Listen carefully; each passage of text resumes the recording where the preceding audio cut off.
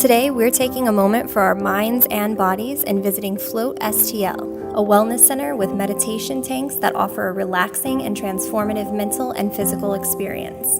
We're chatting with Kevin McCullough and Jake Resch, co-founders of Float STL, to get the scoop on all things floating. Okay, guys, so tell me, what is floating?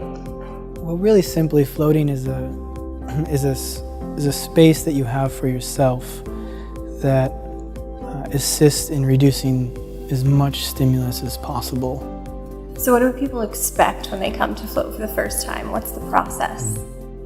So at a float center, there's going to be a number of flotation devices, and in each one of those devices there's going to be somewhere between 800 and 1,000 pounds of Epsom salt, and that's dissolved in the water, and it creates a solution which allows the user to float effortlessly on their back, and it allows them to feel like they're floating on nothing. When the lights are off, it's going to be completely dark, and this allows your brain to really rest and relax much more deeply than at any other time.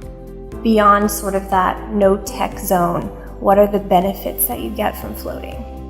And a lot of our customers come in to float to help with problems with sleeping. They come in and float with symptoms of chronic pain, to help them with their anxiety, to help them reduce their stress levels. A lot of people leave with this sense of elevated positive mood. It's what's commonly referred to as the post-float glow. People just come out beaming and glowing. So you don't need to have a previous meditation practice to benefit from floating in any way? We find that it happens naturally when you're in that environment, that low stimulus, that the brain almost craves that state. And you'll just, after about 30 minutes usually, is when your brain will just kind of put itself there. When they come out, they've been in this deep meditative place.